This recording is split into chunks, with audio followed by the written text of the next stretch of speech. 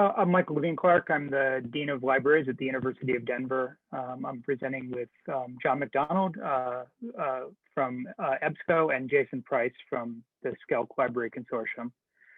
We've got some questions for you to think about as we wait for people to file into the Zoom room. And you can also join us in throughout the week in the game we're playing of putting our favorite Charleston backgrounds behind us. So even though we're not actually in Charleston, we can pretend we're there.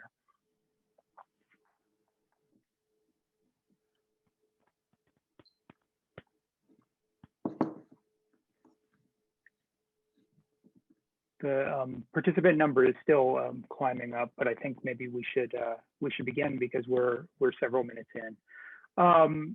So again, I'm Michael Levine Clark, University of Denver, with John McDonald from EBSCO and Jason Price from Scale. And we want to talk about Unsub, which is a tool that I think has been making quite a bit of a splash in libraries. It's a tool that can help us understand the implications of breaking apart a big deal and going to title by title selection.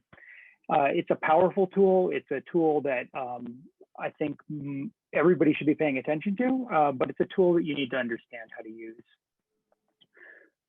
When you first start using Unsub and load your JR1 and start looking at your usage data and looking at the suggestions for what you can do, the first thought is, oh my God, we can save a lot of money. Because right out of the box, for this particular library, with their JR1 loaded and their usage data in place, they can get 70% instant fulfillment for $173,000, which seems pretty amazing.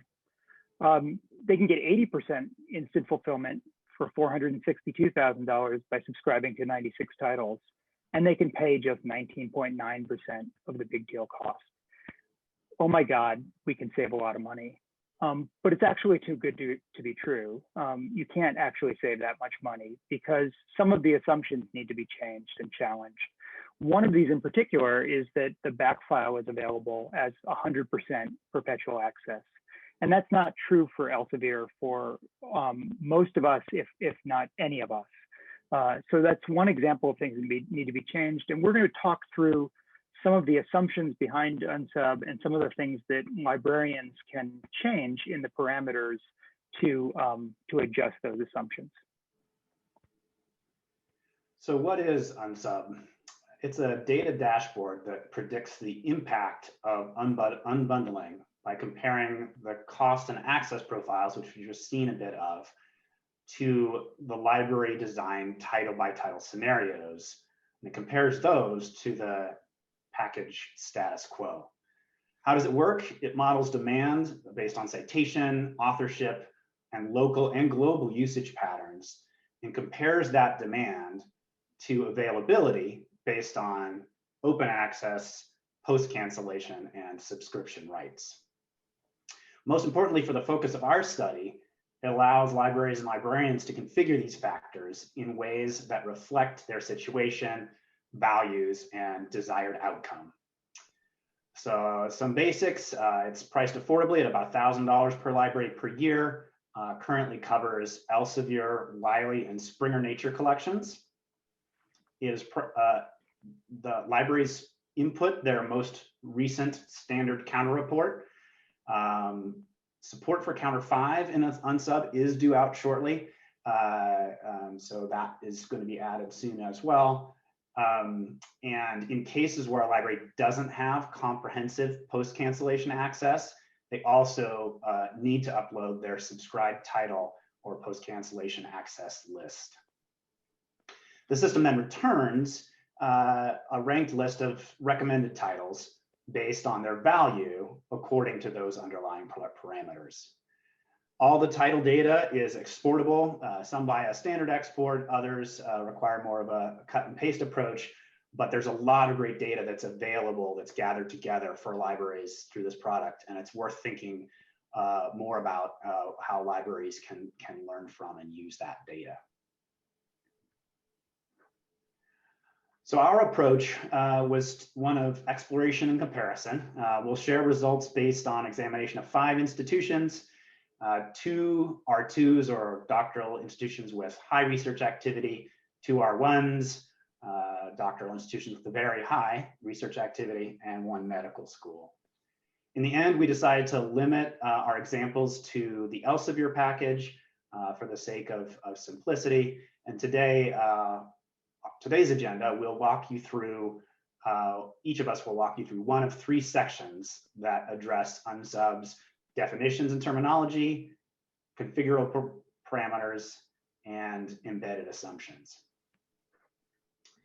So as an overview of round 1, I'll describe Unsub's use of demand as a lens for percent availability, then turn to the impact of Unsub's definition of usage, which is expanded to include citations and authorships, as well as the impact of its definition of value, which excludes usage of content that's freely available or has already been paid for. Then I'll round it out with a critical examination of Unsub's fulfillment terminology, wherein I found delayed and instant as terms to be quite misleading. Thinking of the journal article at the most basic level, and journal article availability at the most basic level, the creators of Unsub found about 25% of articles with DOI were available in some form of open access.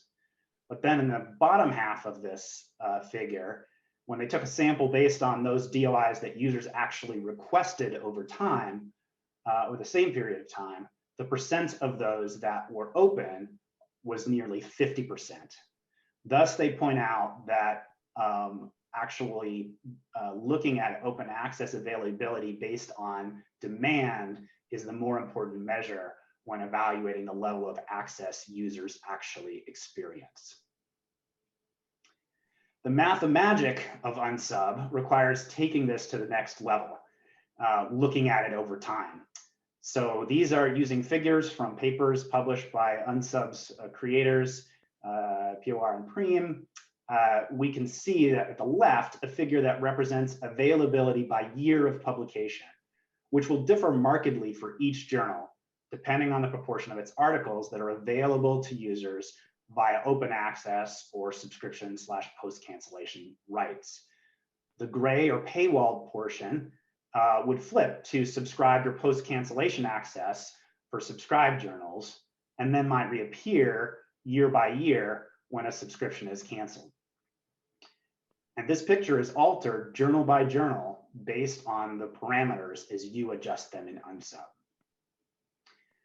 The brilliance of Unsub is that it then combines this institution-specific article availability by journal, shown on the left, with each journal's pattern of demand or downloads, also by year of publication on the right. This curve would also vary markedly, does, by journal, being less steep in disciplines like math or social sciences, where older articles are more likely to be relevant to the reader. But it doesn't stop there. Unsub then uses the data representing the past 10 years, here highlighted in red, to predict the fulfillment based on future availability in light of that demand.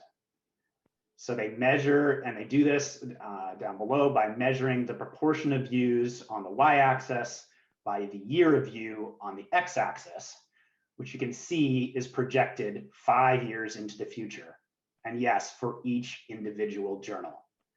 This is a total mind bender. So if you find it hard to comprehend, you are not alone. In fact, in conversations with creators and authors in the past, they've said it was totally a mind bender for them and still often is. But the take-home point is to keep in mind is that when using Unsub is that the availability percentages you're looking at are based on demand rather than based just on the percentage of published articles available. So then turning to Unsub's definition of journal usage, we all know that the canonical definition of journal usage is its number of full text article views, or more colloquially, its number of downloads. Unsub expands this definition by including data on local citations and articles authored with adjustable multipliers to determine the strength of their influence on that broader measure of usage. We wanted to know how different this measure of usage would be from the traditional one. So we created scatter plots to look at the strength of a relationship between traditional usage here on the x-axis and Unsub's default definition, expanded definition of usage on the y-axis. In this case, more than 98% of the variation in the expanded definition on the y-axis is explained by variation in standard usage. So they are quite similar. This strong relationship held up for all 5 institutions, with traditional usage explaining 95 to 99% of the variation in this expanded definition of usage.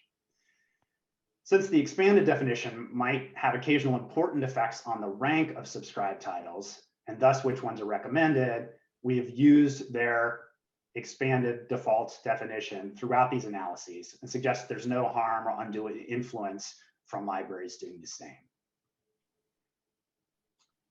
Next, we turn to Unsub's definition of journal value, which expands on traditional cost per use by removing the usage that's available by open access or post-cancellation rights from the cost per use denominator. So as a result, the cost per paid use metric will always be higher, greater than or equal to traditional cost per use, as you can see here, given the slight shift of the line to the left. And the strength of this relationship, which I haven't shown in the figures, is not quite as strong. The highest was this one, around 90% of the variation, but it ranged from about 60 to 90% across our institutions. More importantly, to get a better sense of the variation, the rest of these traditional cost per use versus cost per paid use comparisons are plotted on a log scale, and they focus on the lowest cost per use or highest value titles, since these are the ones that are most likely to be maintained or retained.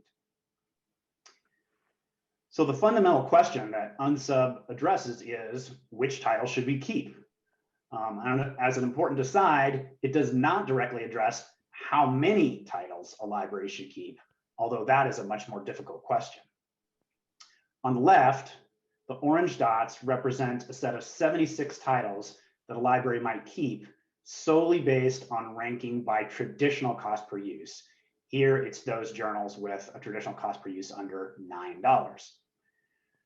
We can compare that to the set of 76 journals that have the highest value in Unsub, here shown on the right in blue, and that is those with a cost per paid use under $11. When we overlay these two sets, we can see that they have 56 titles in common, shown in black. These are the highest value titles under either measure. But what's more interesting is the sets of 20 titles that differ based on the different definitions of cost per use. So for this institution that decided to keep 1/3 of its subscribed titles, 1/4 of those titles that Unsub recommends in blue are different from those that a decision based solely on traditional cost per use would select first, shown in orange.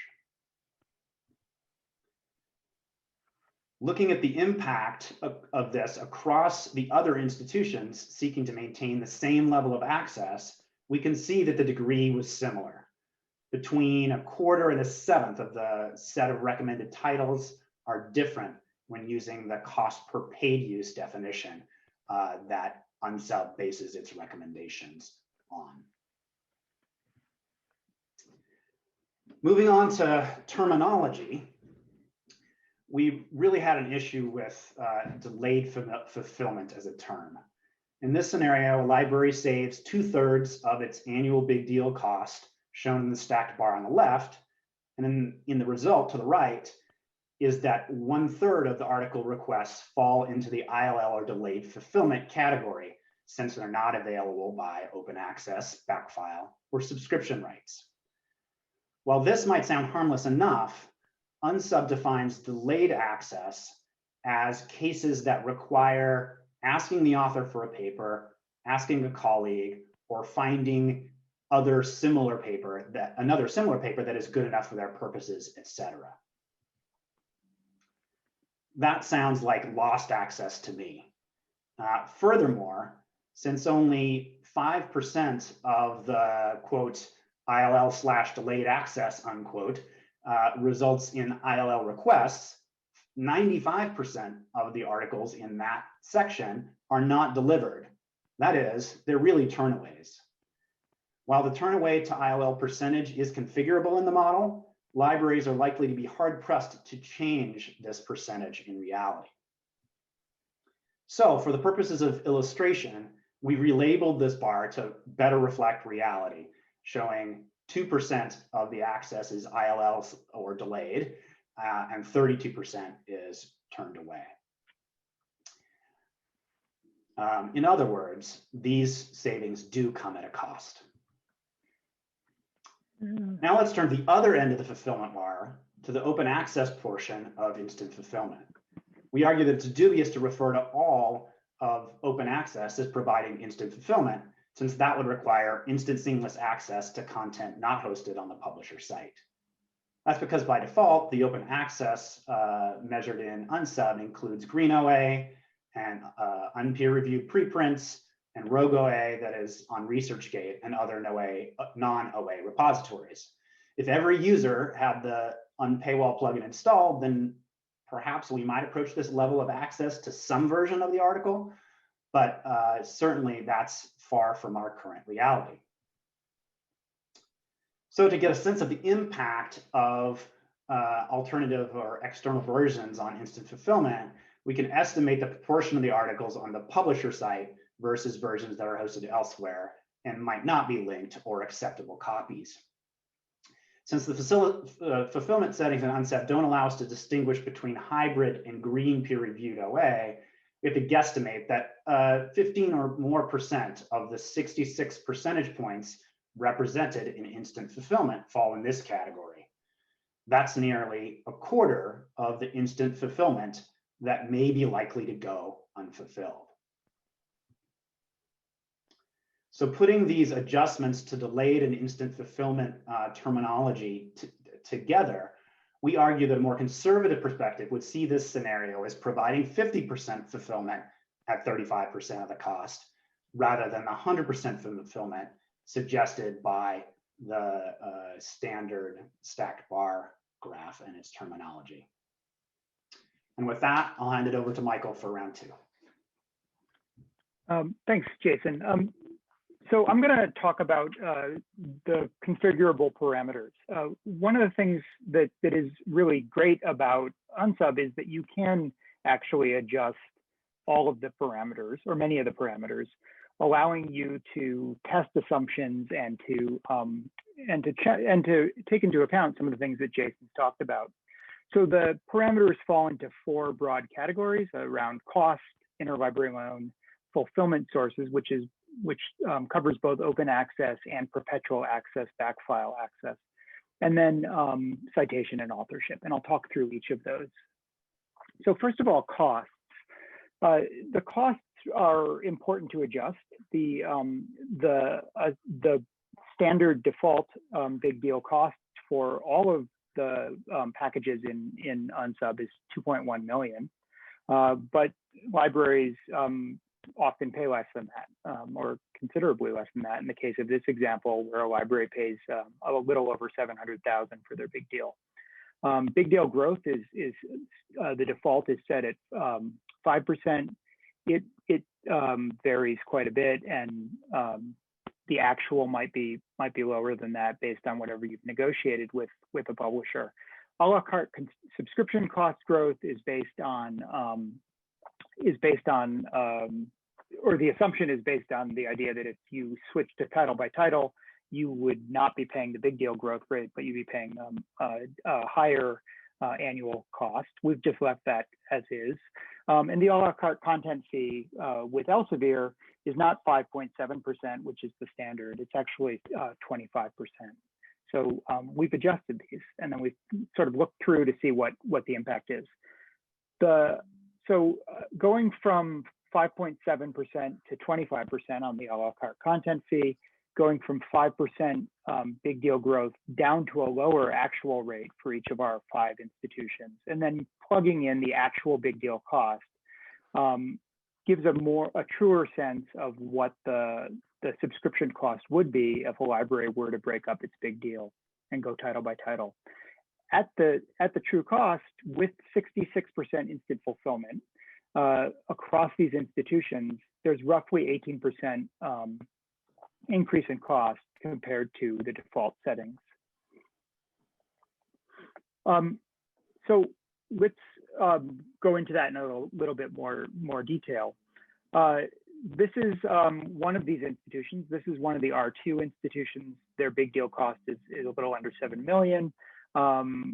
With the default 5% big deal growth and the 5.7% content fee in place, you can see that this institution would get 66% instant fulfillment and by paying $258,000. They'd be paying just under 34% of their big deal cost. By adjusting those numbers upwards for the content fee and downwards for the big deal growth rate, you can see that those same 116 subscriptions would cost $305,000. So there's a significant change there based on the parameters that you have in place for cost. And that goes from 34% of the big deal up to 42% of the big deal cost. Across these 5 institutions, the pattern holds, right? So the first row is with the standard numbers in place, and this is the percentage of the big deal cost that they would be paying. In the second row, it's the percentage of the big deal cost they'd be paying if they put in if they change the defaults. There's a relative cost difference that is relatively small for some of these institutions. So $15,000 doesn't sound like a lot, but it does all add up. And you can see that the percentage cost difference between these across these institutions is roughly 18%. The second set of parameters is related to interlibrary loan. And Jason talked about sort of the philosophical issues with the interlibrary loan decision. And I'll just say that you can change the parameters. You can change to the true interlibrary loan transaction cost. You can adjust the interlibrary loan frequency, but you can't necessarily control user behavior to make the interlibrary loan frequency go up or go down, right? So this is not something that we can necessarily change, but it's something that we need to think about as we make decisions about moving away from a big deal and providing decreased access to content. The parameters around fulfillment sources are complex and important, and I'll talk through these in some depth. The first 3 of these are around open access availability. So whether or not to include bronze open access, essentially these are toggles. You can toggle on or off the availability of bronze open access in your calculations.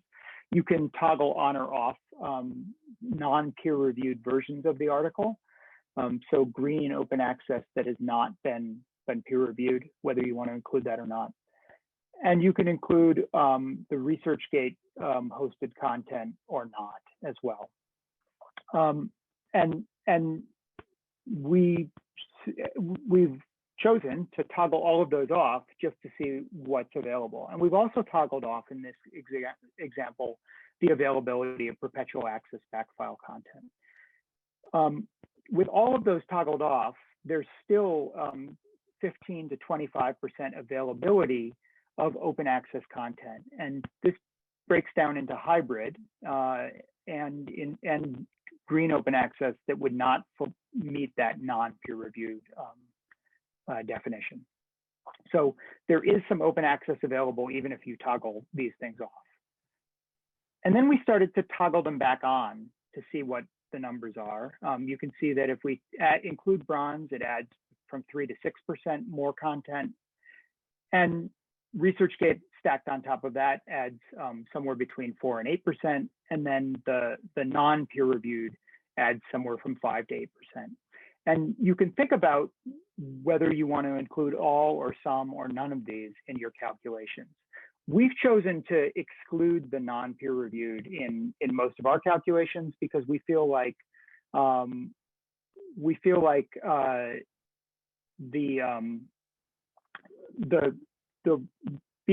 somebody might be willing to use non-peer reviewed content, but to rely on it seems like something we'd rather not do. But a different library might choose to exclude the ResearchGate or even some of these other categories from their calculations. The next set of fulfillment sources are whether or not to include perpetual access, or I should say how to include perpetual access. So the default, as I already mentioned, is 100% backfile perpetual access, which is not true for Elsevier, though it is true for some other publishers. You can change that to any percentage you want. So you could adjust the perpetual access to a percentage based on your actual title list. You can also toggle off that include perpetual access and just turn it off and say you don't want to include any. Or you can upload a custom backfile, which is what we recommend. So once you upload a custom backfile, a title list of things that you do have perpetual access rights to in your setup, it grays out that bottom parameter and lists partial. And that is what we would recommend everybody do, because this is the difference. So if you include the perpetual access as 100%, it assumes that you have somewhere between 30 and 40% access to the backfile right up front. For the backfile as percentage, based on the title count, where you assign a percentage, it's a very low amount available when you do your calculations. And then when you do your uploaded backfile, it's somewhere in between those two. So what happens when you start to play around with the system and build on this? We can see that with those settings in place, we have roughly 45 to 50% availability of open access and backfile in the beginning. And then for these libraries, we asked what would happen if we wanted to get to 66% instant access using that 25% standard Elsevier a la carte content fee if you were to go to a title by title subscription and break up your big deal. The number of titles needed is between 55 and 158 for these institutions. The percentage of those existing subscribed title lists for each of those institutions ranges from 27 to 61%. And then their subscription cost varies from $99,000 for the medical school up to almost $500,000 for each of the R1s. But you can see that all of these are paying only a fraction of their big deal cost, ranging from 14 to 44%. It seems like a pretty good deal, right? So let's try to get more access at these institutions. We go up to 75%.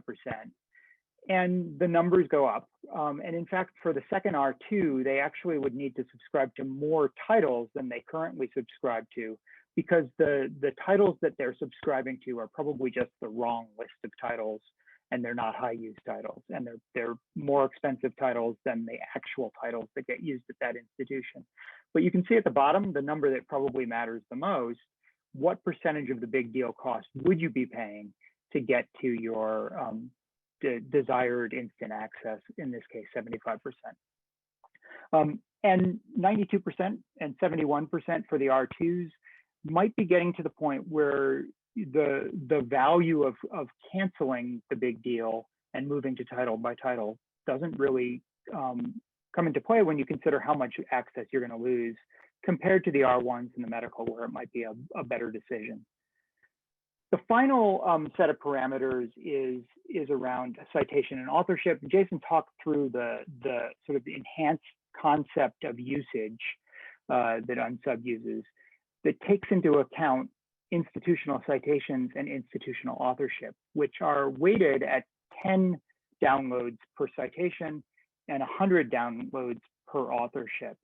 You can adjust those if you want or not. It doesn't affect the instant fulfillment calculations, but it could very well affect the titles that you choose to add if you were going to go to a title by title subscription. Just in this example, you can see that this particular title, when we remove that parameter, goes from number 1 on a particular institution's list of titles in terms of cost per use down to number 65 in terms of cost per use. And you can see the weighted overall uses right in the center of each of those tables. In the first one, where it's 2,821 overall uses, it's taking into account citations and authorships. And in the second one, it's subtracted those and it's just counting downloads.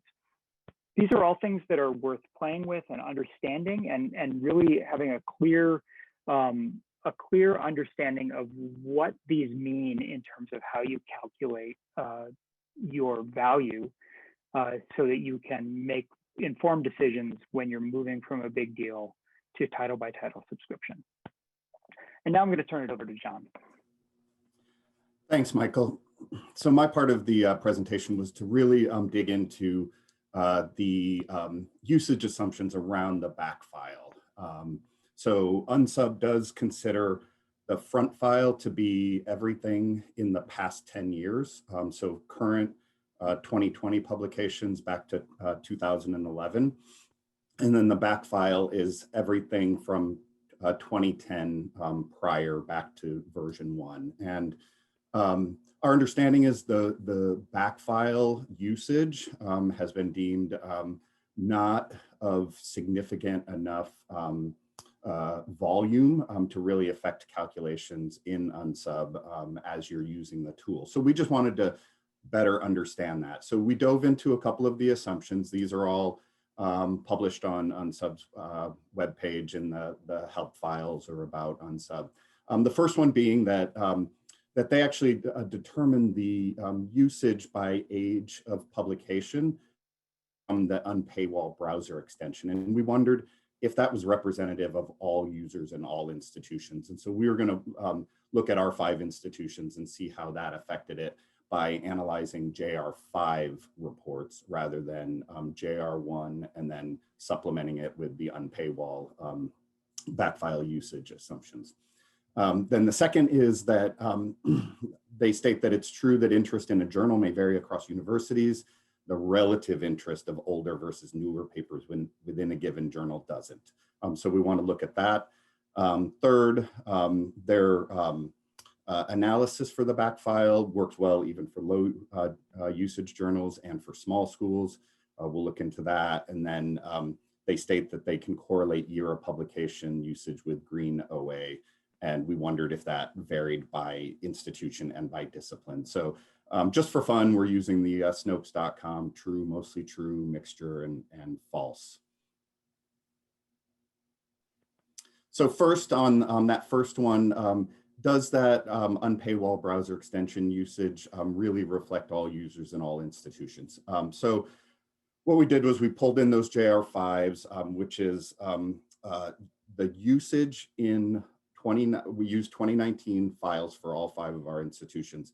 And so what JR5 does is it divides out usage by year of publication of the article being used. So these are all uses in 2019 and then charted by the year of use. And we went back to 2000 on this one. So the backfile is 2010 and earlier. And you can see that generally the shape of the curves is about the same.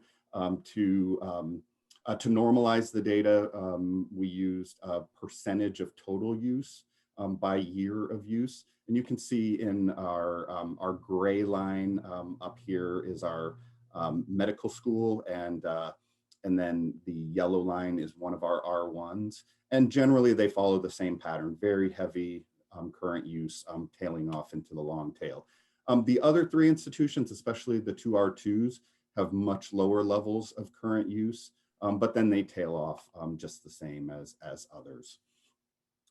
But what we want to point out is that the usage of the backfile overall, still, these are big numbers. So we're looking at, for the 1R1, 250,000 articles in 1 year were used from the backfile. For the other R1, nearly 200,000, and then down to our R2s, right around the 40, 50,000 mark. And then in the table there, that's the percentage of total use. So we're still ranging, even for a medical school, between 24% all the way up to an R2 that has comprehensive programs across the social sciences and arts and humanities as well, up to 35%. So these numbers are big. So our determination here is that usage of the backfile does vary based on the research focus of the institution, but really not as much as we expected. So our determination on this one was mostly true. Now we're looking at the relative interest in older versus newer papers. And you know, what Unsub is doing is taking a huge data set, millions and millions of transactions, and aggregating them up at a high level. And so we just wanted to unpack that a little bit and look at, within an institution, does the interest in older versus newer papers change year over year? So what we looked at was rank order correlations of these journals by institution for interest in the current year versus the previous year. That's in the first column. The current year versus 2 years ago, and then the current year versus 5 years ago. And as you can see from these Pearson correlation coefficients circled at the top here for our two R1s, generally they're right. So big institutions with a lot of usage, the order of popularity of their journals doesn't actually really change all that much. But then for the other ones, and surprising to us, the medical school as well, the interest in older versus newer articles by journal actually does fluctuate quite a bit. So our determination on this one is that interest in a journal does vary year to year within that institution, and it's dependent really on institutional size and research focus. So our determination is sort of a mixture. So, you know, for the big institutions with a lot of usage, it probably does work pretty well. For smaller ones, maybe not so much. Now, we wanted to look at the statement about low usage journals in small schools. But first, we actually didn't have enough time, and we couldn't come up with a way to look at the low usage journals. So we're going to exclude that analysis right now from this part of the presentation. But we did look at the small schools. So we have just a couple of tables here, descriptive statistics, added up all the usage of the front file and usage of the back file. And again, you can see these ranges are pretty wide, and the numbers are really big.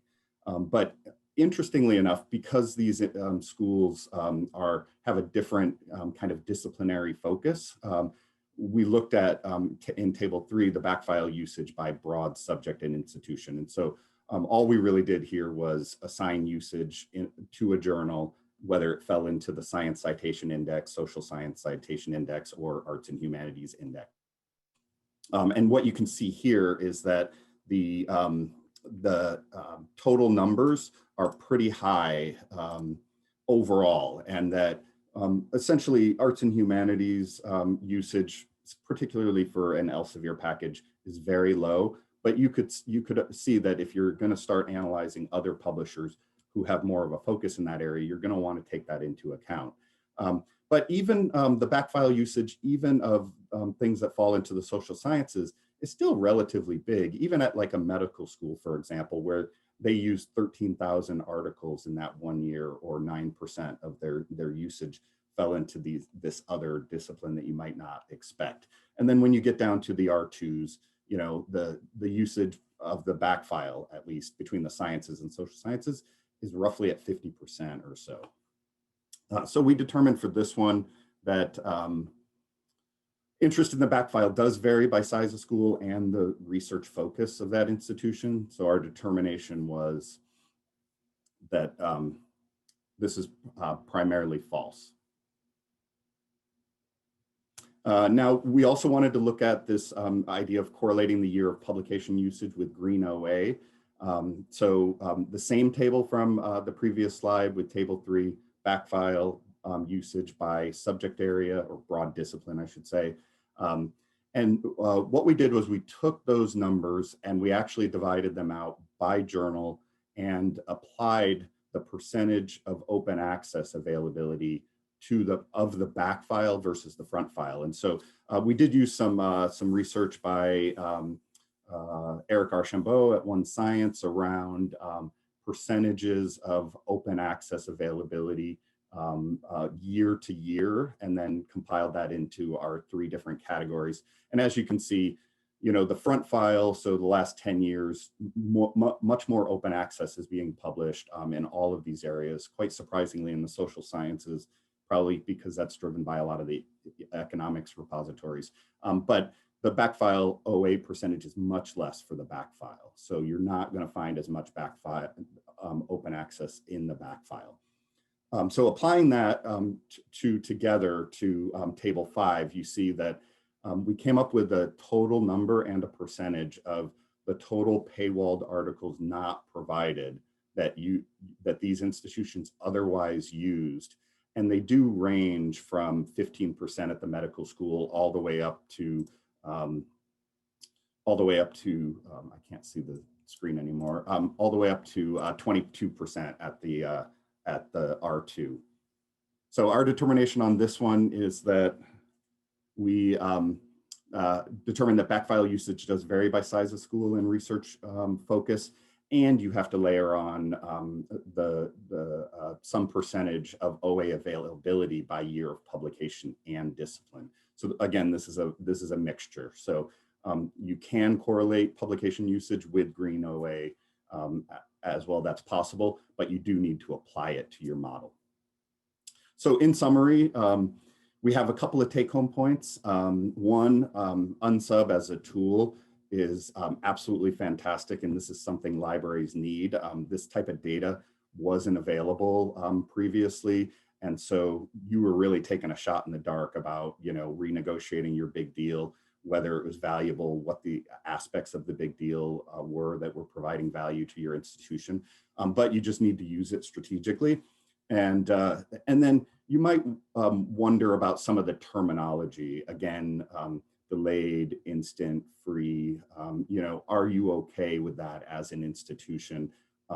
Moving that burden of provision of content off to other institutions or back onto the users in order for them to find OA out there on the open web. Again, cost backfile and OA parameters are crucial. Both Jason and Michael pointed that out, but you really need to be accurate with them. And so there is some work on the library side to determine what those things are. What backfile do you have? How much do your things cost? What is the open access availability estimated at?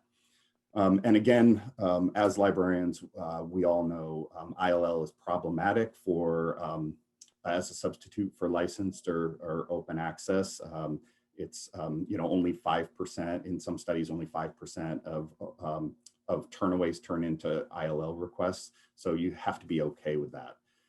And then some provocative questions, and we'll get into to the Q&A portion. So, you know, is your job to provide content access, and how do you balance that with that, you know, the budget constraints that you're all working under? Is it okay to exclude use of content that's already been paid for, especially when publishers may be using backfile as a negotiating point for you continuing the big deal? And then again, do you trust a tool, or can you trust a tool that would reflect your institution and your users when you know that there are variations? Not every single library is a special snowflake, but there are clear differences between R1s and R2s and all the other Carnegie classifications. So you really have to take those into account. So back to you, Michael, if you want to start on the Q&A. Sure. Yeah. So we've gone over, and but we are happy to stay here for a little bit and answer questions. we will, and of course this is being recorded, so you can, if you do need to step off, these will be available for you, and we'll make sure that we make the slides available as well.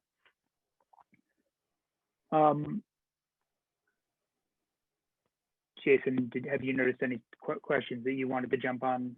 Sure. So, I mean, the one initial question was, can you explain the content fee more, and where did the 25% come from? Content fee is a concept that I believe is unique to Elsevier, or at least it's relatively unusual, which is they charge a premium percentage on top of the list price if you're not in a package deal.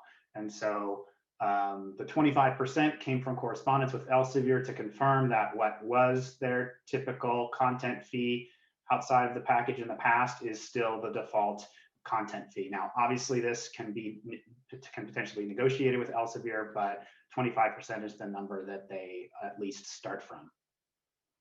Yeah, and our assumption is that if you're moving away from a big deal, you have to sort of reset all of your discounts and all of your numbers and go back more toward whatever the standard numbers are.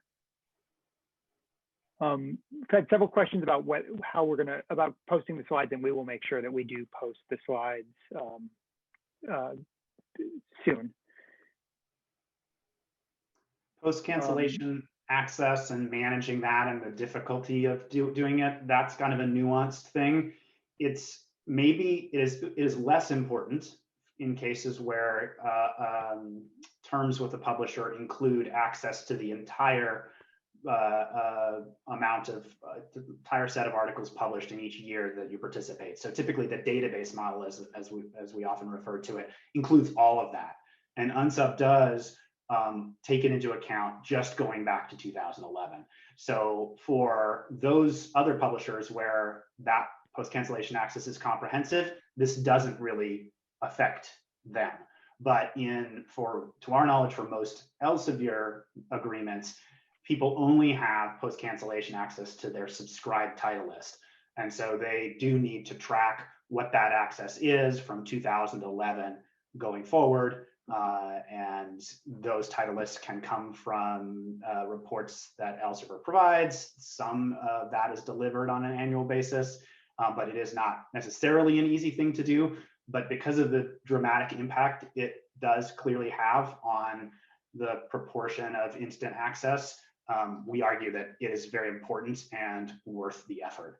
But really do note that you don't have to track it before 2011 because the model doesn't take it into account. And Unsub makes that clear in their documentation.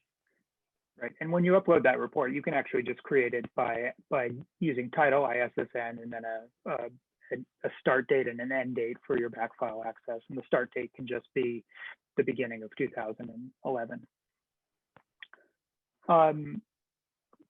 There's a comment about interlibrary loan and about the idea that libraries can make a decision to really encourage interlibrary loan, and I absolutely agree with that. One of the things we did model was 100% interlibrary loan fulfillment at $35, with the idea that what would happen if you were going to do if you were going to encourage and cover the costs for unmediated document delivery. And it came to 5.1 million for the institution we modeled it on. But you could certainly start to think through what would happen if we really were trying to make it easier to do interlibrary loan at an institution. But I think fundamentally that requires you to have systems in place that allow the user to go directly from whatever they happen to find to the full text of that article without having to know enough to request something through an interlibrary loan. And certainly one huge question is how important is those cases where someone doesn't get the original article that they clicked on to try to read. And that's going to vary by institution, I think. If it's a primarily undergraduate institution and those articles are just for a paper but not for primary research, then switching to another article may be totally fine, and it might be much more acceptable to have a higher proportion of those requests turned away. In other cases, I don't think we know what is the cost of somebody who's trying to do research saying, oh, here's the article I want, and then if they give up for whatever reason, rather than request it from ILL, what's the cost of that? And it's not really an answerable question, but I think it's something that we kind of have to address here. I do want to make sure it's clear that the kinds of access that you include really are up to you. You can go in and say, I don't want to include any ResearchGate content, or I don't want to include any preprints that haven't been pre-reviewed. You have those options. For us, the message is, you should think about those options. You should agree as a library what is and isn't kind of acceptable in terms of considering it as equivalent access as you interpret the outcome of the model.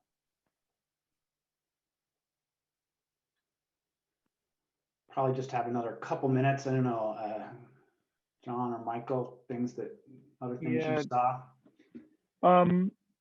So